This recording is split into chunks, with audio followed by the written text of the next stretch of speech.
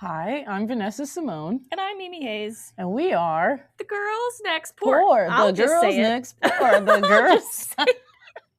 Just me. I'll just do it. It's It's fine. the girl next door. The singular one girl next port. Hello, welcome back. It's been a hot minute, right, V? Yeah, I'm sad. Yeah, I know was it's kind too of long. strange to take a little beat, but we were busy. We've been busy.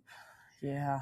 So this episode is going to be all about what's been going on the past few weeks, and we both have some fun updates and things to talk about. We're going to publish this one immediately, which means you're going to hear about things that are happening immediately that you can join and partake in today, this evening. So yeah, Vanessa, why don't you go first? What's been the biggest thing for you in the past few weeks?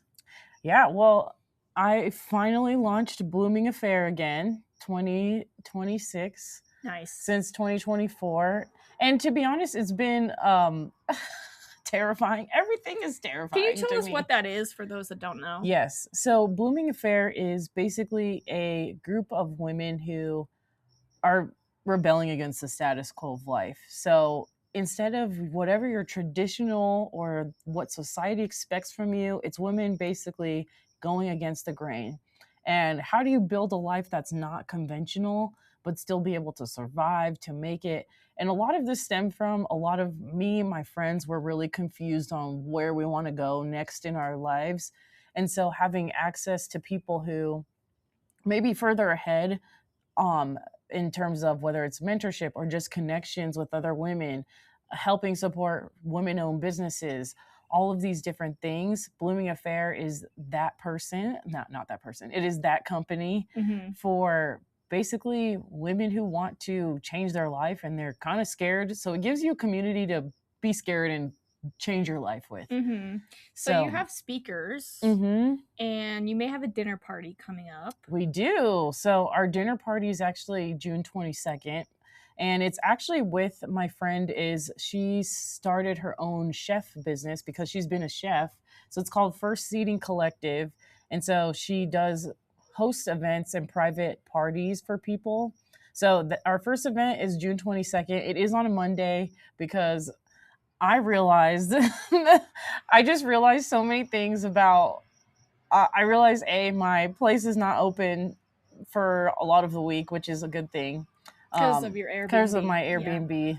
And so, but we ended up doing it at my place because, long story short, I'm trying to move to California and my brain has been on California and my brain has pretty much left. My brain is in California and my body is here. My body, yes, exactly. And physically you're in Colorado, mentally you're in California. Exactly. And so because of that, we decided to keep it at my place. So June 22nd, it's going to be a wonderful time. We're going to get dressed up. It's a very fancy moment. And we're talking about the book, Start With Yourself by Emma Grede, because I think even though we know in the midst of all of what's going on in the world, like we get it, it's full of shit. But what can we be doing with the resources that we currently have, right? So what do you have now that you can use to change your life, Because you're not going to have every resource up front, but we can get you there. We can start with the things that we have. So Monday, June 22nd, if you are interested, we'll love to have you.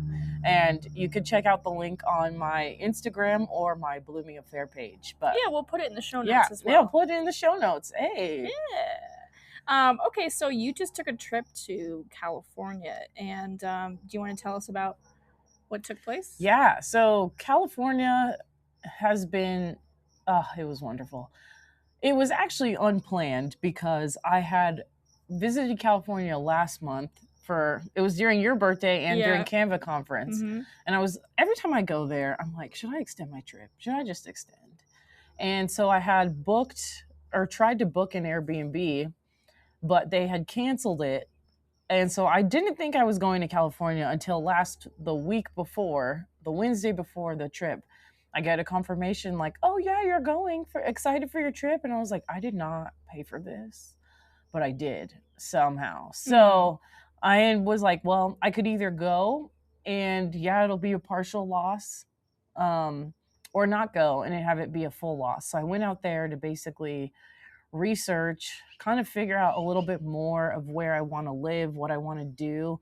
But also it's just such a it's always so healing for me to go out there, to be by the beach, to see color, to see people being creative, because I also went to Paramount Studios, which was so fun. Like, just being able to be on set. We went on the set of The Rookie, which is basically a cop show.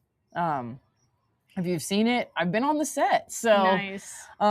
It's just so cool to be in the midst of what is happening entertainment wise, but it also made me realize, okay, there's a lot of gaps in the industry that I think I could fill, in terms of, because when you walk in, you see all, like, it was their 100-year anniversary.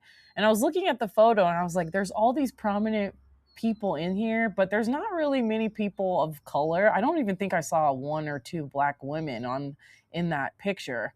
And I was like, that means I need to be out there telling my stories. And so honestly, out of the whole tour and everything, that was the most prevalent for me, is like, I need to be telling more stories for people like me, because I feel like in Hollywood, it's always, if it is something with a Black woman, it's always something with trauma. And I'm like, girl, I've never been to the hood.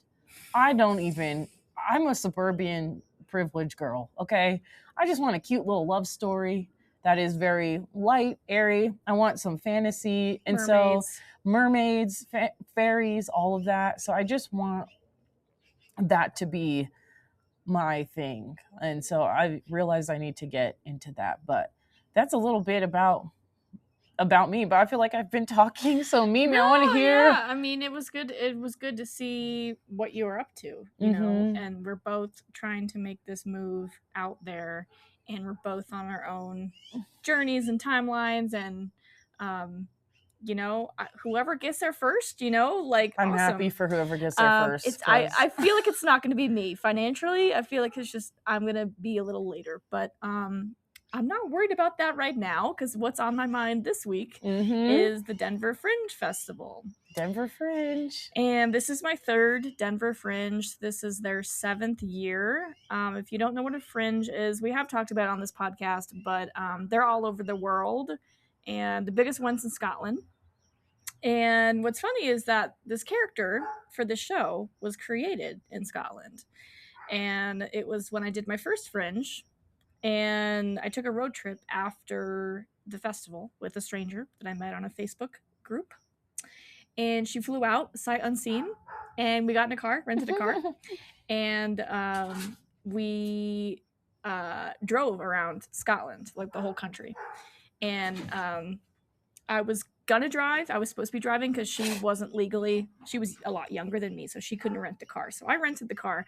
I start driving. Something falls out of the car. Like, it feels like a part fell out of the car. And I got freaked out. So I was like, can you just drive for like 5 minutes? Because I'm on edge. And she's like, sure. And she drove for the rest of the trip. And as she's driving, I think I kind of felt bad that she was driving, and she was better at it than me because she was from a very small town with like back roads and stuff in like Virginia.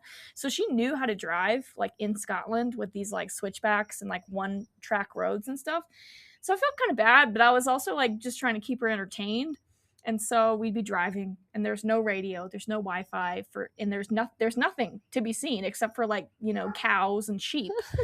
And I would just start narrating our trip. And for some reason, this narration had a Southern accent. And I was like, well, folks, look here on your left-hand side, you're going to see a bridge. Now, this bridge was featured in none other than Lord of the Rings. That's right. And then I would just ramble on about, like, film locations that weren't real and, like, celebrity stories that weren't real. And everything was improvised and made up. So this became Darluh.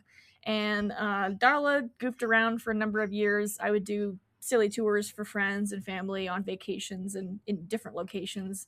And then finally this year, when the Denver Fringe application came out, I was like, I'm going to give her a full show. And I submitted the show without it being a show. It was a paragraph and a photograph is what I submitted. And then I got accepted, and then I procrastinated and didn't write the show. I wrote the show in like 7 days. It's silly. It's clown forward. So like failure and being an idiot on stage is all that it's about. But yeah, she's a tour guide. She is a compulsive liar. She wears a big Dolly Parton wig, and I've got 3 shows this weekend. So when are the shows? Tonight, Friday, June 5th at 6 p.m. Saturday, June 6th at 6:30, and then Sunday at 5 p.m.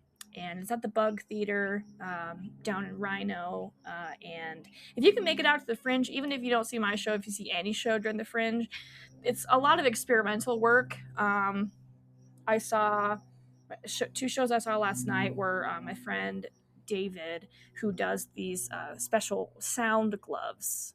So he wears these gloves and he can manipulate the sound by doing different things with his hands, and it's fascinating. So I saw that show, and it had like some storytelling elements to it too.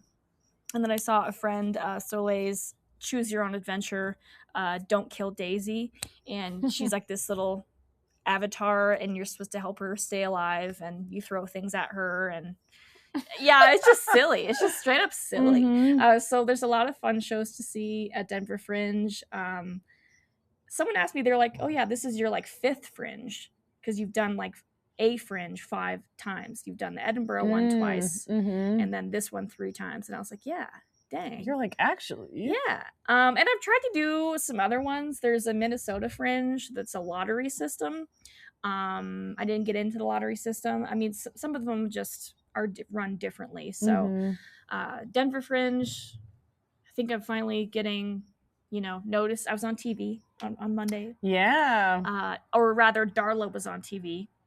And that was super fun. And I have a nicer theater this year, so I'm hoping to fill it out.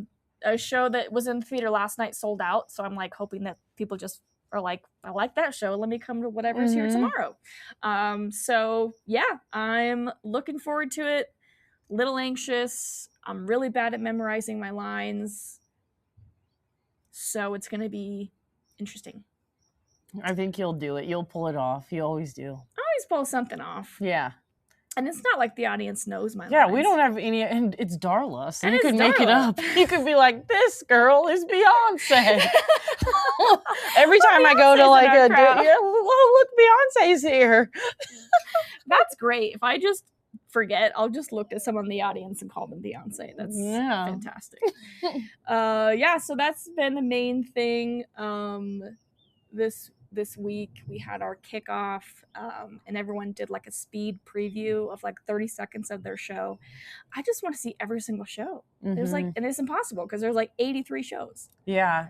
It's like, and you could actually get a pass where you can go to see as many shows as you'd like. And that's nice because then you could literally go see as many as you'd like, and it's all under one pass. Because typically the shows are around 20, but honestly, it's worth it having the pass. I remember going last year, and I was very amazed at the amount of talent that we have, and just so many people who are so creative in different ways. I saw some of that guy's hands that are the manipulating hands, which is really cool.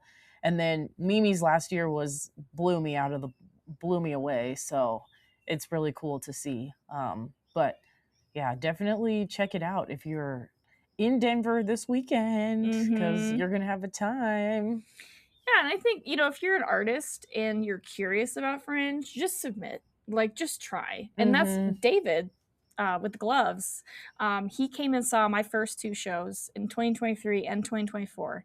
And he said it inspired him. And he's a performer, he's a musician, but he had never like done like a one-man show. And so he submitted to 2025 and didn't tell me. And then I found out on the programming, and I wasn't in that year. I didn't do last year. I did the 2 years prior. And I was like, David, what are you doing? He's like, yeah, you inspired me. So, like, it's, if you even have an inkling of wanting to do a one-person show, or if you want to get together a group and do a play or something experimental, try it. You know, there's dancers, there's cabaret, there's clowns. And the cool thing about at least Denver Fringe is they give you opportunities throughout the year to interact with Denver Fringe. And so, like, even before this show was done and written, last month, or maybe it was 2 months ago, I had an opportunity to take 30 minutes of my show and show it to some other Fringe artists in like a little venue and then get feedback on the show. So that was really helpful for me to shape the show, because I feel like I can only shape the show by other people seeing it and telling me what they think. So that's why I'm really nervous about this show, because it's never been seen by anybody. And in the 30 minutes I showed for that test audience, isn't in the show essentially. It helped me get to where I needed to go writing wise, and I was like, oh, I can't improvise for an hour. Like, I found that out that night, because initially Darluh was all improvised. And so she had a couple pillars of her story that remained the same. Like, she's got these dead husbands that are weird, and like, you think maybe she killed them. Like, it's just like, what, Darluh? So, you know, she has dead husbands. You know, she's an actress, and she claims she's in all these films. And so I had certain things I knew about her, but I was always improvising with the set and what was in the theater. And so I found out that night at the test audience that I run out of steam at about 20 minutes. And I was like, I cannot improvise this whole show. I have to write the show like I did every other show I did. So it's a full script. It's a full story. And if I lose my way, I will improvise. But I told my tech people, if I start to go astray, just click the next button on the slide deck and I will hopefully find my way back. So yeah, I think it's a great opportunity for people to try something new, to see something new, if you're even not like a performer, if you just want to see art. And they're in almost every city. I mean, so if you're not in Denver, like, go look up Orlando Fringe, go look up San Diego Fringe, Philly Fringe. LA has theirs coming up too. Hollywood Fringe is coming up. And so, you know, I wish I could do all of them. They do end up getting expensive. You know, you have to pay for the venue. For at least Denver Fringe, you get like a cut of the tickets. But it's different for every Fringe, you know, like, some are better organized than others. I have a few performer friends who just did, I think it was San Diego, and they were like, oh, that was a lot. Like, that was hard, you know, that was not what I expected. So you don't really know what you're getting into either, in terms of how many years this Fringe has been independently organized. But the Scotland one is, what, 75 years old? So, you know, that's the big one. Why is it called Fringe? Do you know? That's a good question. I think it became called Fringe because initially it started with people who were not in the traditional theater, because like theater is pretty prestigious, right? Yeah. And so there were these other performers on the fringe, quote unquote, on the fringe of society, and they weren't in the productions that were getting the money and the funds and the awesome, you know, venues. So they started pop-ups essentially, and they popped up these venues in a bar, in a library, in a this, in a that, in a warehouse, and that became Fringe. And so it's bring your own venue, make it a venue, you know, bring your audience. You know, it became this like place for people on the outside who weren't allowed to really be in the high society theater productions. So it's got a cool background. I think now it's very commercialized. It's a bit more, you know, it costs so much money for performers to do a Fringe show. So you really have to, like, I've run Kickstarters to get there. I've worked for people. I've gotten my flight paid for by other performers. You know, like, I've gotten free places to stay. You have to kind of like fight for it. And so I'm not financially ready to do another big Fringe. But I'd love to. I mean, you know, I've done my other shows there, so I don't see why I wouldn't do Darluh there as well. But especially for this show, there's a lot more tech involved. There's a slide deck behind me. There's sound cues. There's light changes, you know. So I did that on purpose because I wanted a nice theater that I could have those tech elements. But in years past, I have a desk lamp, and that is my stage lighting. Like, you know what I mean? Like, it's like very DIY. So that's a spirit of Fringe, and that's kind of the roots of it. But obviously it's very it's very expensive now. Performers used to be able to just like show up and do a show and like they would make money off of it. Now you're lucky if you break even because the venue costs you so much money. So, you know, it's tough. I'm a little jelly. I always get jealous every time I'm not going to the big Fringe and I see other people going. I'm like, me, I want to do it. You'll be there. But yeah, in due time, maybe 2027 is the year. Mm-hmm. But you know, we got a lot on our plate too. It's like, I don't know how to get through the rest of the year with all these plans and all these different things I want to do. I usually do a writing retreat in the fall as well. So that's something I need to start planning after Denver Fringe. But I try to do things one at a time. I'm not very good at it, but like, you know, I'm trying to tell myself to focus on I'm trying Fringe. to do one at a time too, but it's hard. Very difficult. You know, and you want to do everything. Like I want to be in every Fringe. Every time I see someone in a different city doing a different Fringe, I want to be there too. So you have to be mindful of that and not get jealous. You know, you're on your own journey. Do we need another video, another podcast episode about stay in your lane? Not staying in our lane, but like understanding our journey is set for us. Yeah, probably. Social media makes it really hard too. Even with this festival, I'm like, oh my god, so and so had a sold out audience. I've only sold X amount of tickets so far. You know, it's like, stop that. Yeah. Because even one person, like that's what I have to remember about Fringe too, is like in the big Fringe, it's a good chance that no one's going to show up to your show because there's quite literally thousands of shows. And so you might have to cancel a show because nobody shows up. And that would happen all the time. It happened to me once, but I knew other people it happened to consistently. And that's just the way it is. And so if you even have one person in your crowd, you're going to give them the show of your life. You know, and so I try not to get caught up in like, oh, I've only sold X amount of tickets. You know, like, because also I'm really insecure about like people don't show up for me. And so like being a performer, everybody wants to come to my shows and everyone says they want to come to my shows, and you're a comedian and someone's like, oh my god, I want to come to your shows. Even I meet strangers and they want to come to my shows because they find out I'm a comedian. And then you're like, hey, here's my show, and they're like, oh, yeah, can't do that, can't come, you know, for whatever reason. That's not about me, you know, but I feel a sort of way when people drop off. Yeah. And then, you know, I'm like, you guys said you wanted to show up and I'm giving you a chance and you're not here. Yeah. So I have a really hard time with that in terms of like who's showing up for me and feeling like that reflects on me when it has actually nothing to do with me. That's a very hard thing because actually this past couple weeks with Blooming Affair, I felt similar-ish in terms of, oh my god, I've actually never really sold things before because when 2024 we did it for free. But I was putting in like 20 hours a week between me and my other coworker who we worked on it together. We were each putting in a good amount of time. And so my mentor was like, you need to charge. And I was like, do I?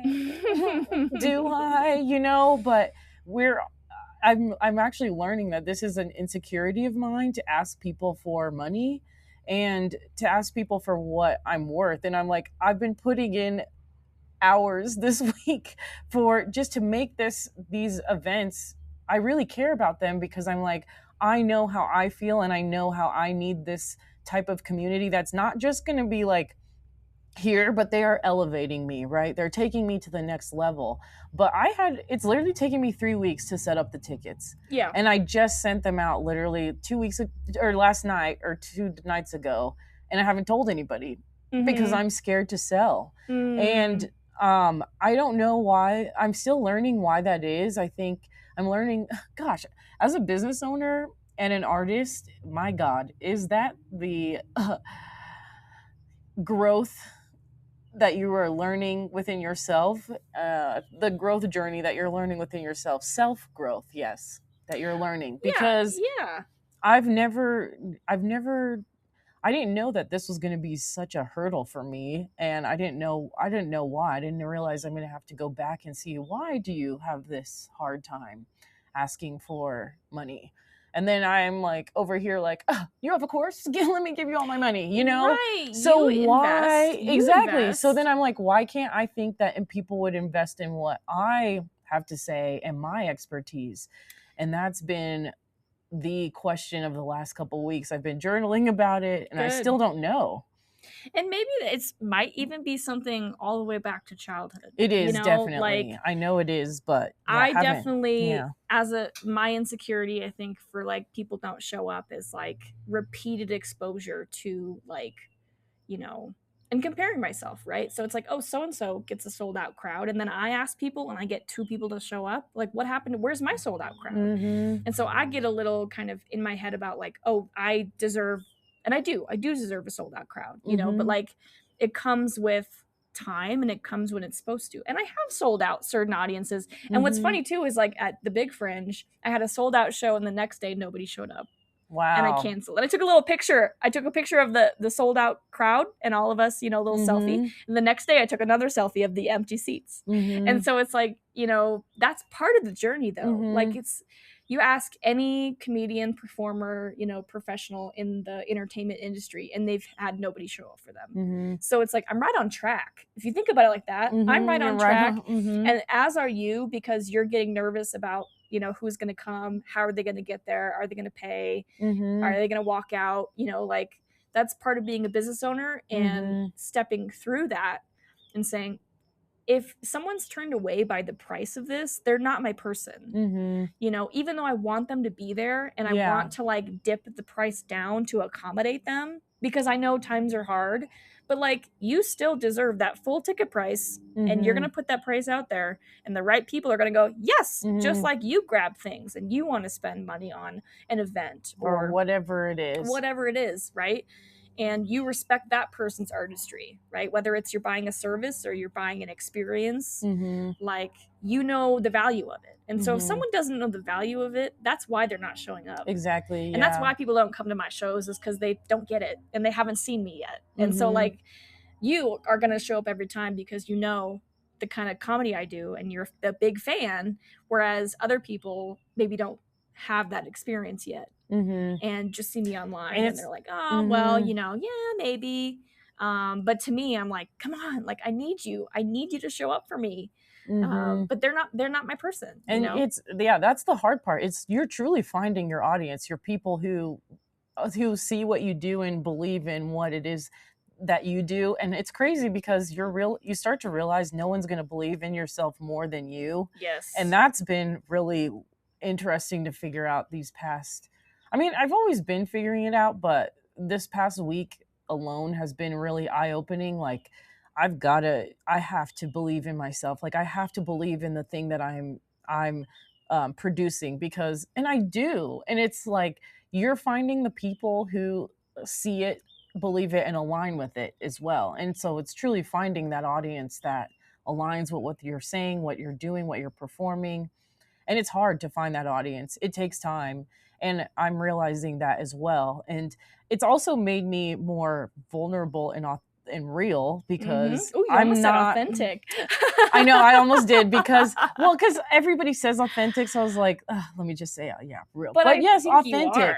Because especially, I finally announced that I'm like trying to move to California. And I told Mimi last week, I don't tell people stuff. I just usually do it quietly and then do it. But it's actually been helpful because now I've met people, I've gotten advice, I've gotten a bunch of things, and it did come with the negative side, unfortunately. But honestly, like now I feel like people, because they know my goals, they can further help me. And so I want to be able to do that. But it was very scary saying it, but it also has been a relief to say it out loud because now when I'm posting my content about, look, I'm trying to move to California, like people get it. Now they're like, oh, how can I help her? Or, oh, that's why her content's like this. Before I was like hiding it. And now I could just be more free in the content that I'm producing when I'm talking about this because it's literally what's happening. So I don't have to like hide or pretend that I'm not trying to move because I'm like trying to be gone, you know? Right. And you can't manifest what you don't speak out. Exactly. Yeah. And so whether or not people respond to it positively, like you just saying for yourself out loud, I am making this goal for myself, it's going to help you manifest it. Same thing with me. If I say I'm going to get a full crowd, like I'm going to work towards getting a full crowd. And so part of that is just, like you said, believing in yourself first and trusting the timing of it and how it's going to come together. And then also dealing with the negativity that comes with whatever that is. And again, that's not about us. And that's definitely about them. You know, that's somebody in their comfort zone who is threatened by your, dare I say, authenticity. And by you trying and by you being authentic and putting yourself out there. And it's very important because I'm realizing their opinions don't matter because they're not doing anything with their lives. Their opinions don't matter. Yeah, because they're not trying. And I'm over here trying. You're over here trying. We're trying. So. Yeah, and now the people know. So now they know. So if you got any Southern California recs for both Mimi and I, let us know. Yes. Do you have any leads on any fringes I should try? And yeah, we'd love to see you this weekend if you're in Denver. Come see the Denver Fringe. Get curious about Fringe. Get curious about whatever you're working on as an artist. There may be something coming up that could help you display your art or help you grow as a person. So yes. Well, I got to go to therapy and talk about my trauma, so we got to go. We are the girls next door. Bye.